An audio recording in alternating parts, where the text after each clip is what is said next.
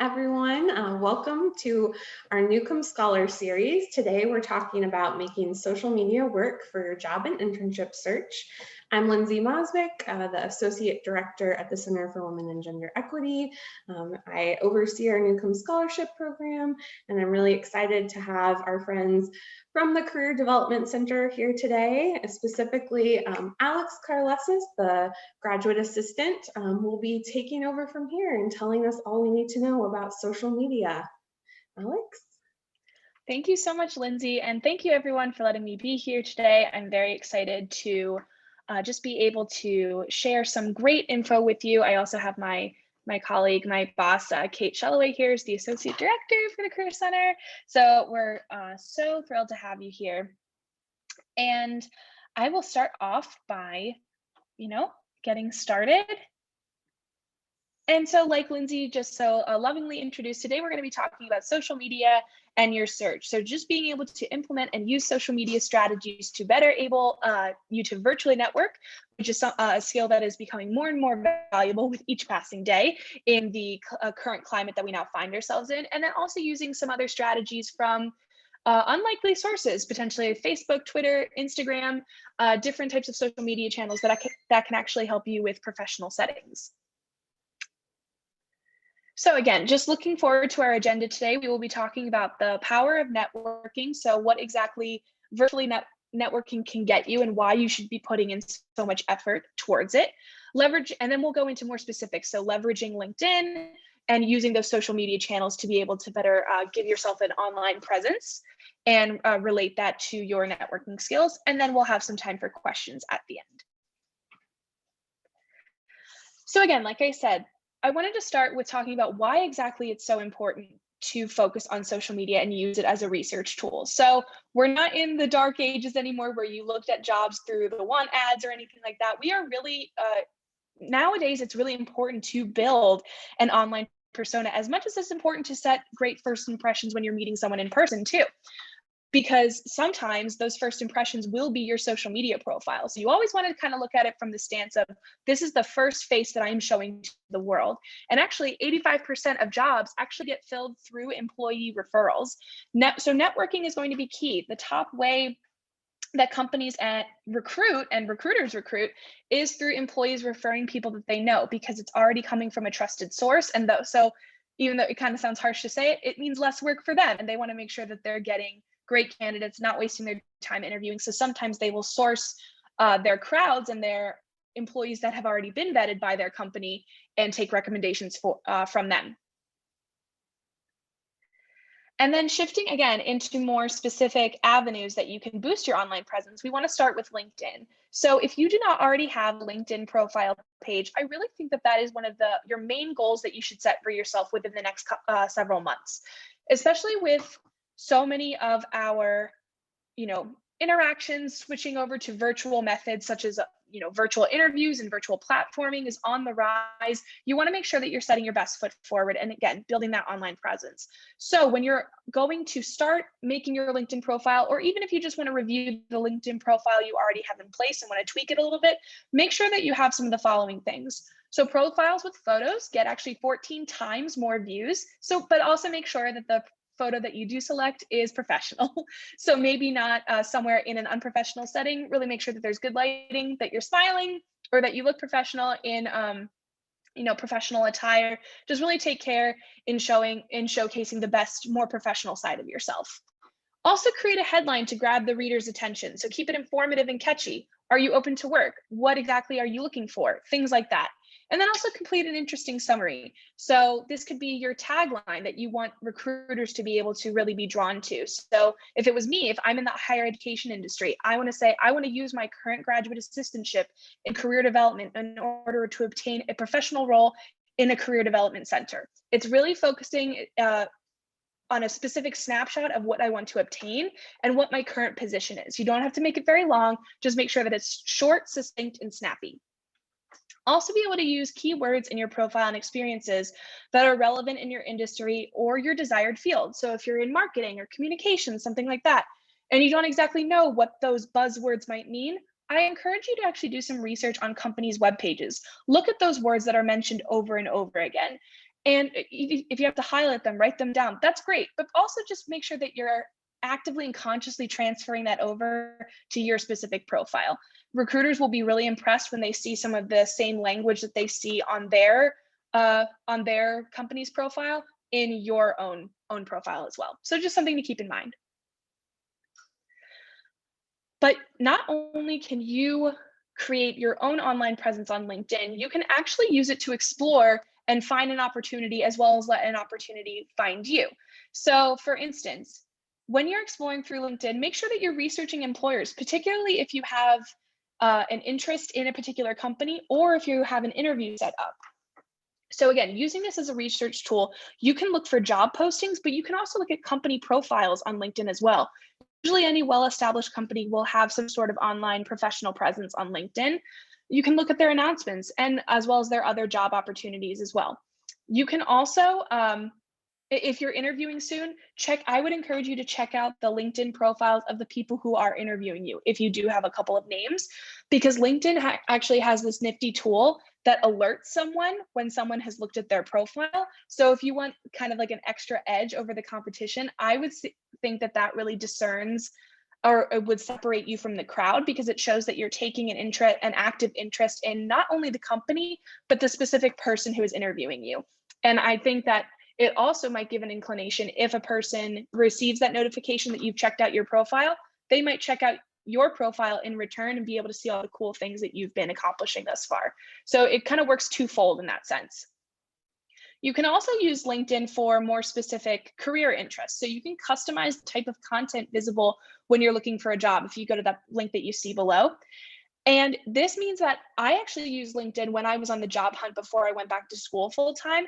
I actually used it to set up job alerts because I wasn't on LinkedIn all the time. I worked a 9-to-5 job. I was really busy. So it made networking sometimes a little hard.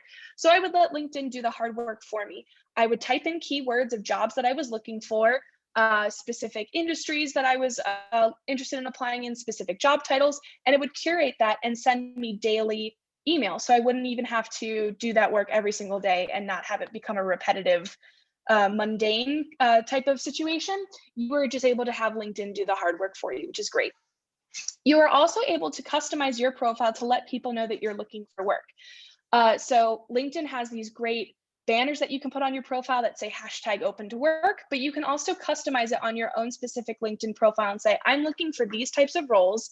I am open to work, please offer them to me. So that when recruiters or employers that you might not have potentially reached out to yet are looking at your profile, they might say, oh, that's great, she's already available, let's reach out to her. So you already kind of have that first hurdle cleared, which is great. And then again, moving into the online presence. So creating and controlling your brand is very important so that others are able to find you. So consider posting on LinkedIn quite frequently. Follow companies. Make sure that you're engaging with your fellow connections. So even if it's just commenting, wow, this is great. Great job, Alex. I'm excited to see that you take this to the next step. It's just showing that you're boosting your online presence and you really care about helping out, your fellow colleagues, LinkedIn members, things like that. And remember, this is public, so understand your privacy setting. Understand that recruiters can sometimes see what you are posting. LinkedIn, it might be a little bit easier to manage because it is meant for professional posts and things like that, but you never know who's looking, so always make sure to read through your stuff once or twice. And I also just wanted to show you the recruiter seat. So this is actually what recruiters are looking at.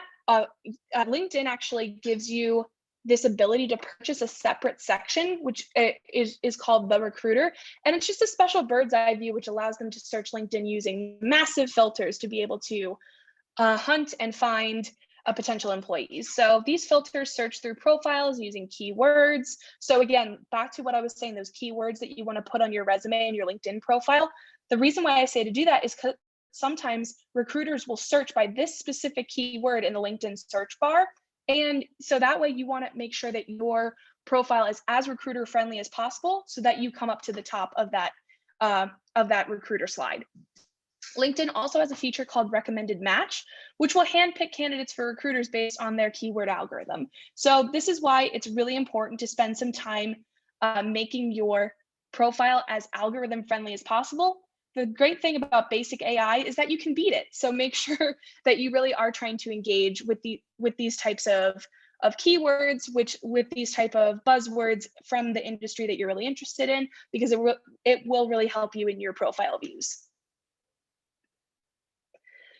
So shifting into networking, I actually wanted to show you a really cool tool that you can use as a Westchester University student. So I'm going to stop sharing for a second and actually pull up my own LinkedIn profile, which you can see, and this specific feature that I wanted to just give you a nice little benefit to be able to view. So if you actually go to your university's homepage on LinkedIn, so I'm already at Westchester University of Pennsylvania, and you shift down to this gray bar that you see right here, and you go all the way to alumni, this is how you're going to be able to expand your network. Use people that you already are kind of familiar with, because you already have that base of you all went to Westchester University, you all have something in common. You're going to be able to use this feature to search for alumni. So if you wanted to search an alumni by title, if you knew their name, or if you wanted to search by keyword, such as like, I don't know, program coordinator, something basic or something like that. If you search by that keyword, again, that's a bad example, you weren't able to find someone, but let's say I wanted to find someone that I had recently connected with. You would be able to search for, let's search for my boss. Let's see if she's on here. Kate Shellaway. Oh no, I'm having some trouble here, but that's okay, because essentially what I want you to use the alumni feature for here is just to be able to play around with it a little bit, try and search a company that you're interested. Let's try JP Morgan. Wow, I'm really striking out today. But that just goes to show you that the search filters might be a little bit too specific. So you might want to broaden your searches as much as possible to just be able to use the alumni feature to find people that are have your similar interests, but that also might be just have something in common with you, in that being Westchester University, because that's a great thing to just be able to connect with. And then you could also search by graduation year. So if we started with, let's say 2016, let's say we were just I just wanted to point out that you're also able to look at people that have specific graduation years. So if you're looking at someone that might have graduated a year or two before you, again, this might be because they're might be just be having some technical issues here right now, but this is an alumni feature that usually works. So I would just encourage you guys to browse that as quickly as possible when you're on LinkedIn if you have some extra time. So I'll just jump in. I think it's a weird thing coming for you, because I just typed in program coordinator. Yeah. I did it and it got me like hundreds of results. So thank you, Kate. You may have had something else weird going on in the background. So it definitely worked. I was like, I searched exactly what you did and got a ton. So okay, perfect. Because I'm like, I thought that was a pretty generalized search. So probably just technology acting up as usual. So apologies that you could not see that on my screen. Okay, so back to our presentation. So that's just something that I wanted to show you guys before we moved on. And then again, keeping your connection personalized. So this is actually how you're able to reach out to people that you want to connect with or make a connection with, or potentially ask for something further down the road if they're hiring or something like that. Let's say you do reach out to a program coordinator that is working at, I don't know, a startup company near Philadelphia or something like that, and you think that you're really interested in pursuing a similar career field to where they've started. This is just a great way to just be able to initially reach out to them and break the ice. So make sure to introduce yourself, give yourself a little bit of a background, so that way you're kind of breaking the ice of like, I know this like is kind of out of the blue, but like I want to capitalize on that. And also just give the reason, outline the reason that you're connecting, so that way it doesn't seem like some type of junk mail or spam or scam. Like make sure that you're like direct and to the point, and then also make sure to say thank you. That's like going to be the height of your professionalism, is how much you thank someone. And so this is just like a nice basic format of what you can write. So, hi, Emily, I came across your profile recently and noticed we are both Westchester graduates. Go Rams. You can make it funny, cute, personalized. I'm in the Philadelphia area as well and looking to expand my network within the marketing industry or the program, as a program coordinator. You can detail it to however you'd like. Looking forward to getting connected. Sincerely, Caitlin. You can also use features that Westchester has, such as Ram Nation, which is our alumni database that you can actually sign up and make an account for. And you can virtually message people within Ram Nation as well. And I actually used, so my alma mater was, I went to the University of Delaware for my undergraduate degree.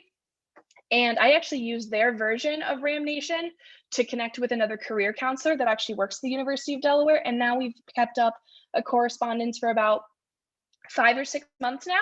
So, and she said that she would keep an eye out for me if any full-time positions open up within the next year or two. So again, if it can work for me, it can work for you. Even though career counseling can sometimes seem like a really small field, there's always someone that could be in your position that you, a friend of a friend, might know, or even someone in your LinkedIn network. So just consider looking. And then letting people know where to find you. So this is specifically aimed at your own personal LinkedIn page. So make sure that you, when you are putting this on your resume, to create a personalized URL. It can be used on your resume and your email signature and other communication pieces. That way people can, if you hyperlink it, people can check out your profile right there and then within the Word document of a resume or within your email signature. So any professional correspondence, make sure you have that in there. Also, you're able to control your visibility. So your public profile, if it's listed as public, will be visible to people who are not members or who are not signed into LinkedIn. So that's something that's going to be really important. Never just assume, never just assume that someone is going to have a LinkedIn account. These days, it's pretty common, especially if that person is an employer or they are hiring. It's probably pretty typical that they will have a LinkedIn account, but don't make any assumptions. Just make sure that your profile is public and that anybody will be able to view it.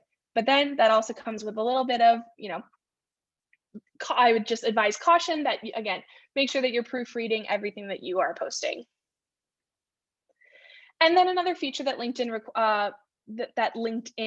provides is something called Bluetooth search. So in the LinkedIn mobile app, it will help you find and connect with others who are close by using the Find Nearby features, which is right up here in this picture that you can see. So if you go to the network page, tap the Find Nearby button at the top of the page in the middle. Again, make sure your Bluetooth is on in your with your mobile phone, and then LinkedIn will ask you. It might ask you to turn on your Bluetooth if this feature is not already implemented, and then connect with others in close proximity. So obviously, COVID is kind of defeating the purpose of that. So make sure that you are maintaining social distance guidelines in this current climate. But typically, if in a normal world, you can actually implement this feature at conferences and things like that. So you can see where a lot of people are hanging out, what sessions people are attending and things like that. If the conference does not already have some type of networking event set up, this is something that you can use to strike out on your own. Sounds a little intimidating, but again, if I can do it, you can do it. And then now I want to kind of shift gears here and go a little bit beyond LinkedIn to focus on blogs and social media. So growing your online presence across different platforms and why this is important. So again, something that I want to maintain here is find what works for you. You do not have to exist on every social media account. In fact, I advise that you don't. It's really hard and exhaustive to keep track of some social media accounts. So I would advise you not to have too many. Only have accounts that you would feel comfortable updating pretty regularly and you wouldn't feel like it's a chore. And you can also use these types of platforms to network and engage with people with similar goals in a less professional setting. And it's a little bit more casual. So sometimes people are a little bit more eager to open up. And then it's also a place where you can also generate your own content as well. So the first thing I want to talk about is Facebook groups. I know Facebook sometimes seems to have gone by the wayside in terms of popular communication these days between friends, but I actually think it's still really useful if you want to connect in a more professional way, specifically with Facebook groups. So I would suggest join groups related to your career interests. Facebook search functions, they work exactly like LinkedIn. So I would actually encourage you just to look up, if you're really interested. I know a girl that I just had a career counseling appointment with was really interested in becoming a nutritionist. So she actually looked up nutritionist Facebook groups in the Facebook search tagline, and she found at least a half dozen. And then you're able to usually put requests in. And usually some of these more professionally geared groups have 1 or 2 admins that approve everybody's entry. They monitor all posts. So that way everybody usually feels pretty welcome. There are some usually loose guidelines in place in terms of the content that is posted. So that way, going in right away, what type of content you're going to be expected to see. And it's just a great way to be able to put yourself out there, especially if you've just moved to a new city from another job. I know a lot of my sorority sisters, when I was an undergraduate, they would utilize this feature a lot. And then comment on posts asking for advice. So don't be afraid to dispense your own advice as well. You don't always have to be the advice seeker. If you feel that you have an important input to share, make sure you do share it on Facebook. It's a great way to just be able to connect with people faster. Also, don't be afraid to share or post relevant news stories that relate to your industry. And then just make sure that you're not just, when you do join this Facebook group, you don't just become a ghost. Make sure that you're actually participating. You're either asking questions or you're seeking advice or answering advice of your own. And then it's also a great tool to be able to request help with your job search. So I know specifically this girl who I counseled, who was looking to be a nutritionist. She was looking to be a very specific type of nutritionist, specifically related to weight loss. And she hadn't had much luck in the job search. She was currently working as a customer service representative at a nutritionist company, but it wasn't she wanted to be an actual nutritionist, so it wasn't exactly lining with her career goals. So she was actually able to solicit advice of like, anybody know anyone who's hiring? How has COVID impacted our industry? Things like that. So she was actually able to get a lot of great feedback from some of these other nutritionists and members who had been licensed for years, some who had just started, some who were in similar positions to where she was. So she was able to get a lot of diverse perspectives there, and she actually found it to be really helpful, which I thought was nice. And then you can also, lastly, form connections by formally asking to engage outside the group after you have connected over comments and advice. So again, this might not be as possible now that COVID is around, but maybe when things start to look better, you can actually use this opportunity to maybe ask people to engage outside of the Facebook group and actually meet in person and connect there. The next tool that I want to talk about is blogs. So they are a really diverse and impactful way to just be able to research current trends in your industry. So make sure to be able to utilize this as much as possible. They can be personal blogs that one person runs, but they can companies actually. Blogs are usually like the hot thing right now for companies to keep up with and detailed on their websites. So make sure to look up their blogs as well if you're on their website. Also, share relevant info to your own social media channels to spark further conversation. LinkedIn is a great tool for this. And also, if you're feeling in the creative mood, make sure to create your own blog relevant to your professional aspirations. It's a great way to just like jump in, make yourself just even more passionate about the roles that you're currently seeking. And it's also a really great talking point to bring up during interviews as well. It really shows that entrepreneurial spirit, which I think is nice. And if you have trouble managing, with all of the content dumps that we have here out in the world today, if you're having trouble managing the types of blogs that you want to subscribe to, you'll use tools like email subscriptions and Flipboard, which is a personalized news site to curate your content and keep you up to date with specific blogs that you think would actually pertain to your interests. Moving forward, Twitter is actually another great tool to use that you might not honestly think, given sometimes what is posted there might not be a great place to be able to engage professionally, but actually there are a couple great strategies that you can use to use this as your professional best friend. So the benefits of Twitter is that it's easy to create an account, and retweeting things is like you can do that in a snap. So it's really easy to generate and repost professional content. Networking strategies I would suggest that you use are to choose a realistic person to get in touch with. Focus on people with smaller followings, so 25,000 followers as opposed to 775,000, 750,000. You might want to start with more realistic goals. Retweet their info to show that you're actively interested in the advice that they are giving, and then tweet at the person. Be bold, don't be afraid. So say that you love their work, you want some advice, and see if they reach back out. Just one thing I would advise is just don't be inauthentic. I feel like, especially in today's world, people can spot a phony a mile away. And then also be able to, I feel like this is pretty self-explanatory, use hashtags and Twitter lists to connect to your interest and be able to see a bunch of content related to what you would like to pursue. And then last but not least, I wanted to talk about another professional networking platform that Westchester uses called Handshake. Some of you have probably already heard of this, but I just wanted to give a really brief overview of why you should use Handshake and why you should make a detailed account here. Number one, it helps you get hired. It helps you as a Westchester student discover and land jobs and internships that companies are specifically hiring college and Westchester grads for. Number two, it also helps you get discovered. So you are able to get messaged by employers. It has its own messaging feature. by employers that actually want to hire you. And then also it just helps you stay connected. So you can connect with your peers for tips and advice. And it's just a really great centralized location. So yes, we do have LinkedIn for this, but if you want something a little smaller, a little bit more focused on college student employment, internships, and things like that, I would really also try to utilize Handshake simultaneously. So from career building resources to events on your campus, like career fairs and all that type of stuff that you want to stay up to date on that are, again, are Westchester specific, I would really encourage that you look at Handshake more. And actually, last thing that I wanted to share is just to give a brief overview of exactly what I'm talking about when it comes to Handshake. So if I share my screen and I go to my own personal Handshake student account, can we all see this? Okay, perfect. Just wanted to make sure before I started explaining everything. So right here, like I said, this is a really nice centralized location. What can we help you find today? So if you wanted to look at jobs, see the job opportunities that are available, all you have to do is have one type of click and boom, it's showing you all of these great applications that are just waiting for students like you. Over 8,000 jobs are currently posted there right now. Obviously, not everything is going to be to match your own interests, but it's a nice knowing that you will definitely have options. And you can also filter them by a full-time job, an internship, part-time, if it's on campus.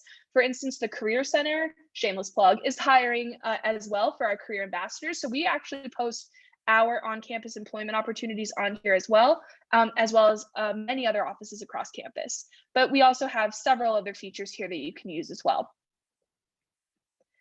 And if we go back, we can also see the types of employers that are registered with Handshake. So if we have a career fair coming up and you want to see who is all attending, and you see in the career fair that we have Johnson & Johnson coming, the I Have a Dream Foundation, and other companies that we have, you can actually look and see who is registered and learn a little bit more about them too.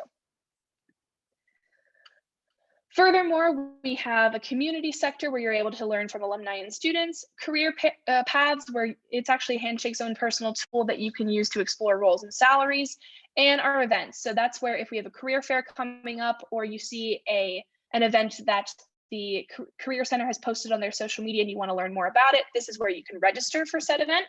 And then last but not least, one of the most important features of Handshake is if you are looking to further discuss some of these career topics, you have a question about LinkedIn, you have a question about your resume, I would actually consider checking out this tab here. You can click on the Career Center and connect with us, the experts. And this is where you can actually schedule appointments, look at our curated content from us at the Career Center, and take some surveys. So all you have to do is click on this appointment tab, schedule new appointment, and boom, these are all the services that we provide for you. So I just wanted to give you a full in-depth look at how to do that before we concluded today. So that way, if for some reason I didn't address a question that you had during this session, or you want to know more about our services, feel free to just book an appointment with us online. And then if I go back to our presentation real quick. So again, I just wanted to give a brief overview of our services. So we offer services in exploring, if you are thinking about changing your major, if you want to learn more about a career path, we offer those exploratory appointments for you. We also can look over your resumes and cover letter for an upcoming job. If you're even questioning how to search for a job or internship, we can help you nail down some strategies beforehand.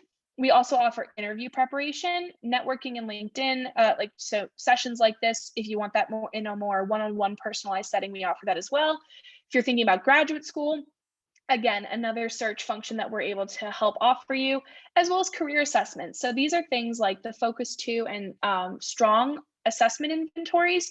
And what that essentially means is that if you're still an undecided student, if you don't really know what to major in, or if you're thinking about a change, but you really don't know, you feel like you're lost, these career assessments might help trigger something for you, something that you might want to explore next. So we do offer those breakdowns and assessments for you. And then, like I said, this is our website. Feel free to visit us anytime.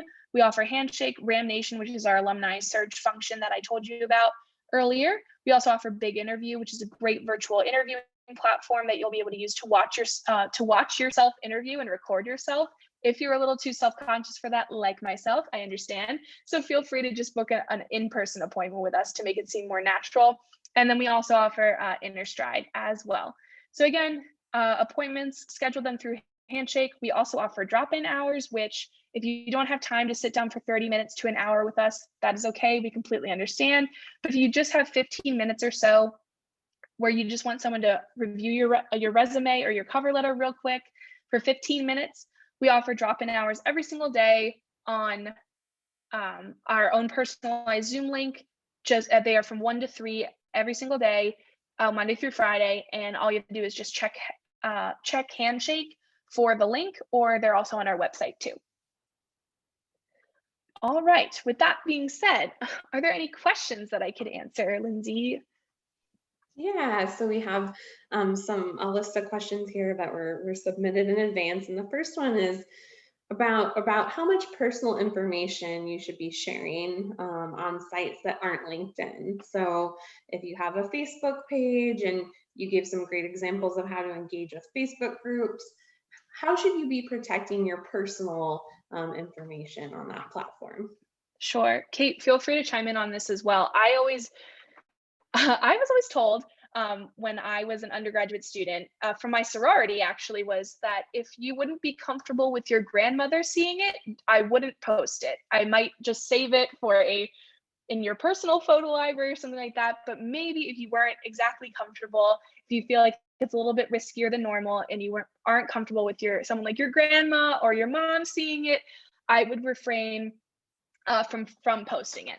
And it's never too late if you're already worried about something that might be posted on Facebook, it's never too early or too late to take those pictures down as well. Kate, I don't know if there's something you wanted to add to that. No, I mean, that hits the big picture things. I will say any of these social media sites, but Facebook especially, has a lot of privacy settings, and it can be overwhelming, but at least checking them out is a good place to start. Because you can say, I only want people I'm connected with to see these posts, right? So that way, if you're, we had mentioned joining a Facebook group, right? So you're not directly connected with every person in that Facebook group, so they can't see things, which is good, but you still are using the benefit of being connected to the larger Facebook group and getting that information, right? So it really is just paying attention to what your privacy settings are, and then obviously what you're posting there. I think a general rule of thumb, and this goes for online things, this goes for resumes. If you're posting your resume anywhere publicly, especially direct addresses, like staying away from that. You can go more broad with city and state if you're comfortable there. Because that's like a real privacy piece versus an email, which is a little bit more, it would take a lot to track that back to further details about you. So that's something that's just good to keep in mind for all of your search process. When it comes to that direct address, you do not have to write the full thing out. You can just put a general location. But yeah, I would definitely look at your privacy settings and just do what makes sense for you. I think this is also a good time to point out, you don't have to use all of these sites in all of these ways, right? There's a lot of people who go, but that, Facebook's my friend thing. That's my very personal thing. Then don't choose to use that as part of it, right? Or be very strategic in how you're using it, because it's absolutely your right to say that's my personal thing and this is my professional thing. Find where that line in the sand is. Because again, you also want to be engaged in these things. So we're not saying go get Twitter, go get Facebook, go get all of this. Find the thing that feels like a great fit for you, that you want to engage in professionally, that helps diversify how your online presence is, but realize everything doesn't have to be, both personal and professional to you. Mm-hmm. And then another question that we get a lot that's somewhat related is it true that employers are actively searching their applicants on social media platforms like Facebook, Instagram, Twitter? Are they allowed to do that? Any insight on that question? Sure. What I will say is, because of that figure that I said in the beginning of the presentation, where 85% of future employees obtain that position because they were referred by someone. While I do think that LinkedIn is something that employers will be looking at first and most heavily to just see the professional side of you, if that there is a person at that company that knows you personally, you just never know what might be shared at first. So you always just, again, you just want to be cautious about what exactly you are posting consistently on social media. So in this day and age of massive viral things like being shared in like under a minute, things like that, obviously I can't say for sure that employers will just be like stalking your Instagram or anything like that, but you always do want to err on the side of caution, I would think, in today's day and age. And I think that, I think a short answer is yes, employers are doing that. And yes, they can. At the very least, they'll Google search you, which Yeah. comes back to your privacy settings, right? Because for certain things, you can say, I don't want this to come up in a public Google search. Or I do want this to come up. So hopefully you're making your LinkedIn, right? That, thing that you're marking as coming up in a public search, so that it is the professional and one of the first things that an employer would see about you. Because it is within their ability to do that. Now, obviously, there's a lot of avenues that they could take with it that could be less legal, right? So if they start making bias hiring on certain things that are protected, like, gender, race, and other identity elements, that's a problem. However, them just simply searching, they are allowed to do. So the most that you can do is control what they see in that search. Which is, again, maybe the personal things are super, super private and the professional ones are what you do.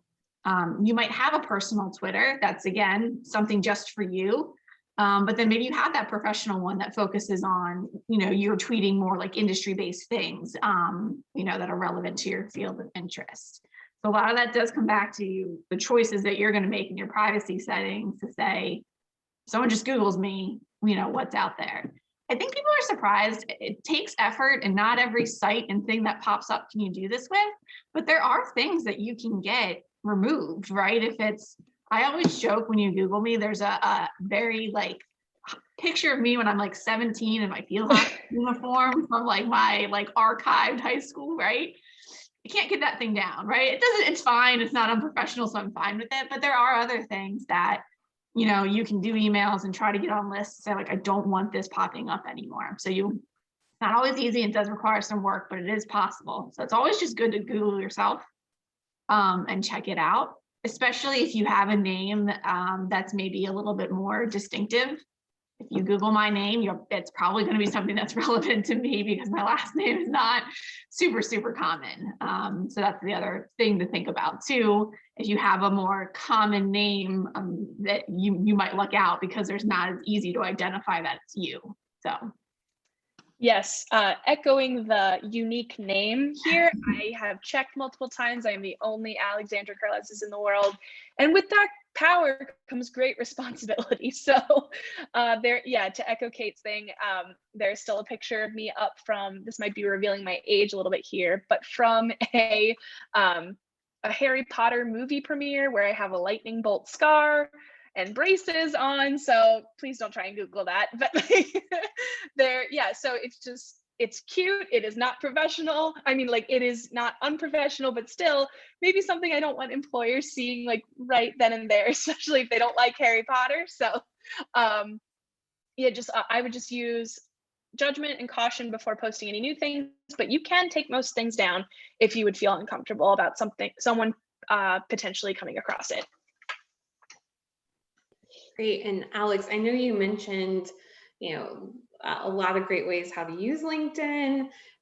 Can you give some insight into how often someone should be updating LinkedIn and sort of, for a typical college student who may not have a lot of different jobs throughout a semester, like any advice or tips on, is it okay not to add anything in a semester if you haven't had a job?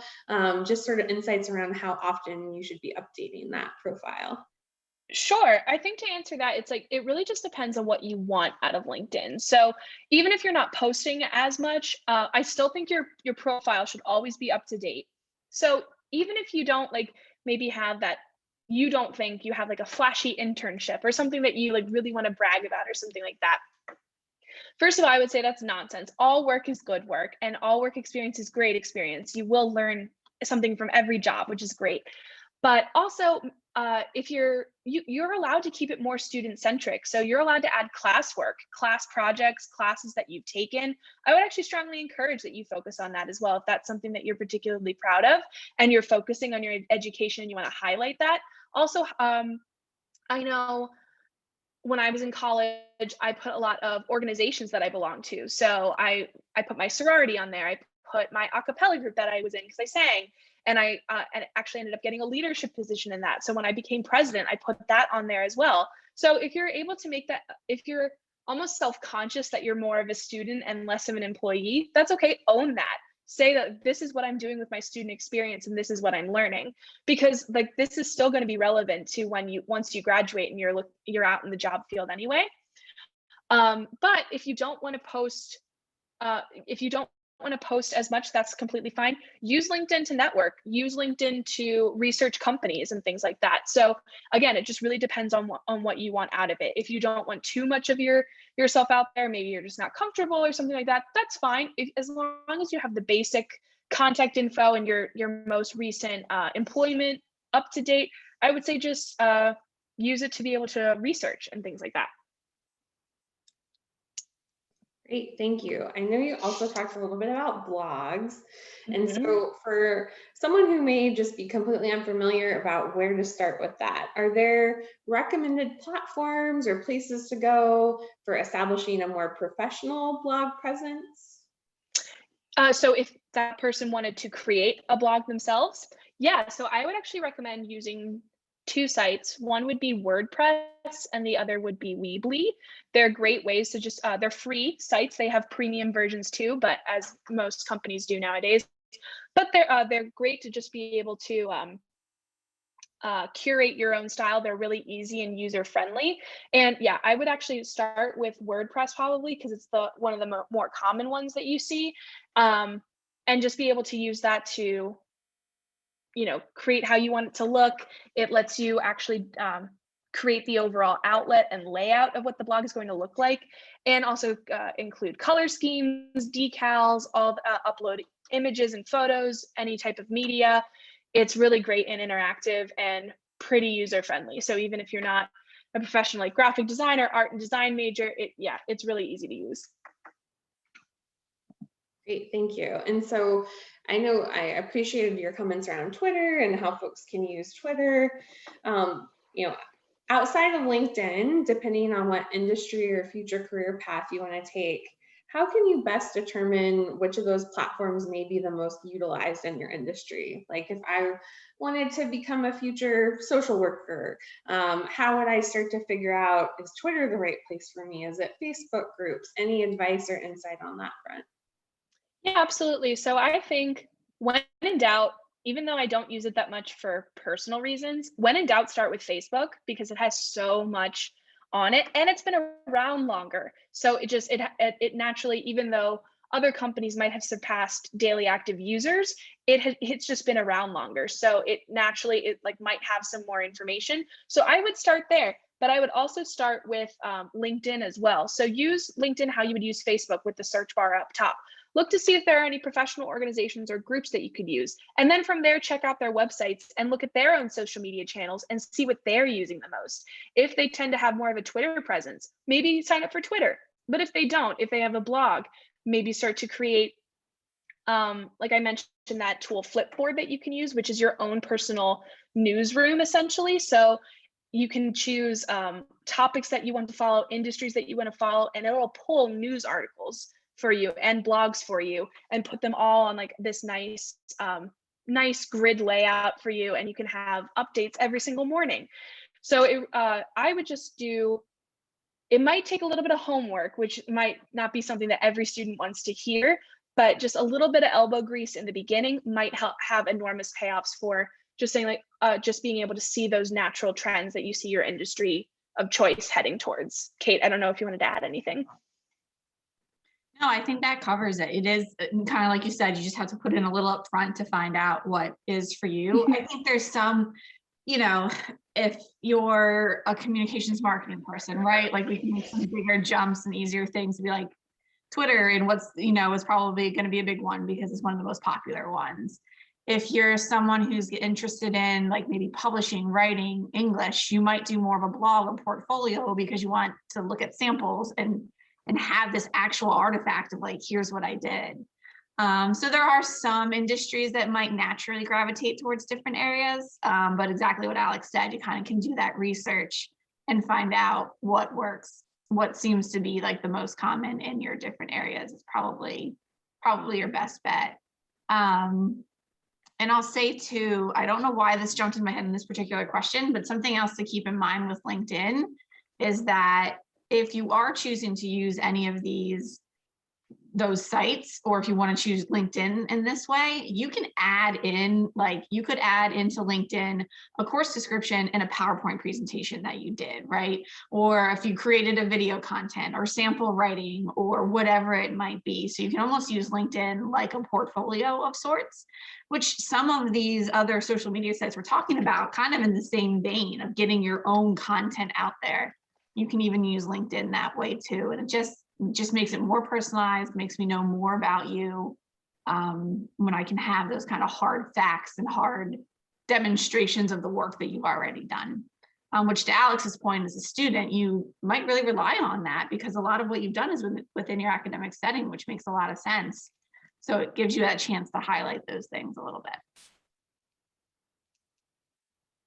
Great. And then the last question we had was about, Alex, you mentioned sort of setting up an exploratory meeting with the Career Development Center. What can someone expect from that meeting? What should they prepare in advance, if anything? Yeah, just a little more about what that could look like. Yeah, so I would recommend whatever shape, like if you don't have a resume just yet, that's okay. That's like what we're here for, to help you develop. But just like if you don't have a resume and we're kind of starting, from the beginning, that's totally fine. Just make sure like you're writing down like your major, your accomplishments, what you like, your future goals, what you want to obtain from this meeting. So that way we can kind of be at your level here and work our way up, instead of us just setting the expectations, and then that kind of makes you feel bad if you're not quite there yet. That's okay. We're here to like work with you wherever you need to go. So just come prepared with questions, come prepared with accomplishments that you've set so far, your interests, what you really like to do. And that just doesn't mean like personal interests, but just more geared towards the professional side of things. So if it's more of an exploratory meeting in terms of exploring your major or exploring potential career paths, those types of things, but just try and bring a resume if you have it, and any other goals that you might have. Great, thank you. I think those are all the questions we had. I'm going to share my screen really quickly for those of us who are here live or watching the recording. If you would complete a brief survey about today's event for us, we would greatly appreciate it. And Alex and Kate, I want to thank you both for sharing your expertise and a lot more about social media. I feel like I learned a lot today about LinkedIn especially. So I really appreciate your time today. Thank you so much. Thank you for having us. Thank you.